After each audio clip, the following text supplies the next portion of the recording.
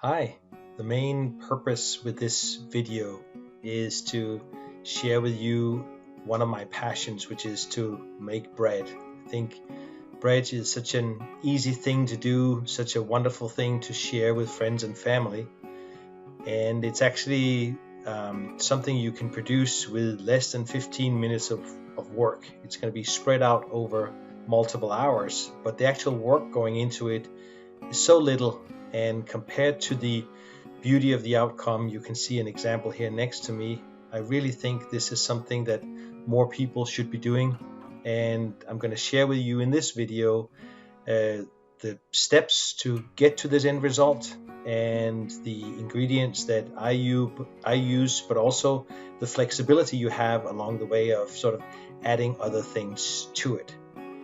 So here you got the main ingredients, right? You're going to have a big open bowl that allows the dough to breathe. So get one of those. You're going to need a wooden spoon, a normal spoon, sort of a tablespoon, and a little whisker. You're going to need some salt and some yeast. You're going to need some flour, and you're going to need some lukewarm water. And then you can also see on the picture that I have some rolled oats, but this could also be carrots, this could be shredded coconut, this could be some old cereal that you want to use.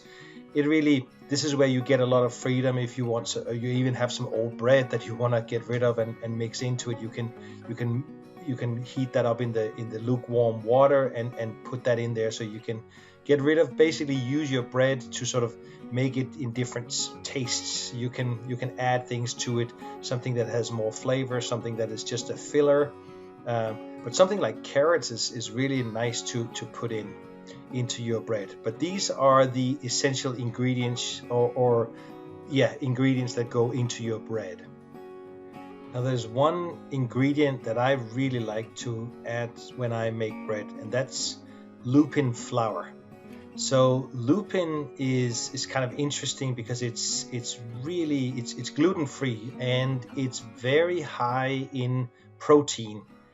And then it has this sort of interesting yellowish color to it. So it gives the bread a very, very nice color, and it also changes or affects the texture a little bit. It gives it sort of a cakey, I cannot really describe it, but it's just a very nice texture. So that might be something you want to look into. Get yourself some lupin flour, and of course you can try with all sorts of ancient grains and flours, which really sort of, so this what I'm showing you is just the basis, and then you can sort of play with it yourself. But lupin flour is something I would definitely recommend that you look into, maybe think of as a present you could give to somebody who's interested in bread making.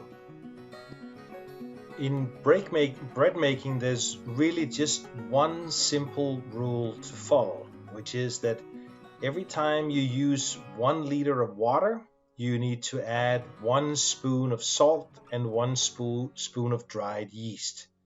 Now, if you have fresh yeast, it may be a little bit different, and it depends a little bit on your source of yeast. But this is sort of the general rule. So you can make any multiple of this. You can make half, or you can make twice as much. But this is really the only rule there is. What you use as flour, what you use, whether you want to add coconut or carrot or whatever you want to add, lupin flour, it doesn't really change. Rolled oats, it doesn't really change anything regarding this simple rule. What I have learned as being probably one of the most important parts of bread making is what you're seeing right here, is me whisking the dried yeast into the water. That is really how you activate your yeast and make sure that you have a uniform, you really have it dissolved in your water before you start adding your different sources of flour. So this is absolutely critical that you whisk it well. Make sure to do that. That was sort of what made a big difference for me, is to learn that whisking the yeast and activating it in the lukewarm water, very, very important.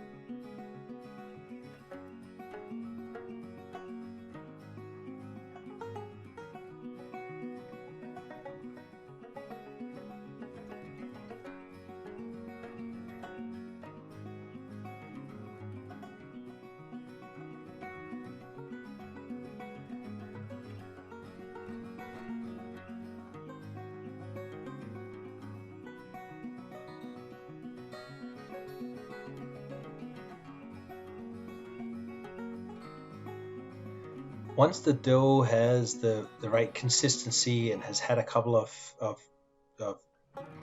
2 hour, 3 hour resting periods, and you've sort of kneaded it well, and this all depends on temperature in the room and amount of dough and whatnot. But once you have it, you then bring out your Dutch oven or your cast iron pot, and you just put a little bit of oil on the sides and in the bottom, and then you add your dough to the oven. You put the lid on and you put it into an oven and heat it at 450 degrees Fahrenheit for about an hour. It kind of depends on the size of the bread in the oven, but that has been sort of my experience.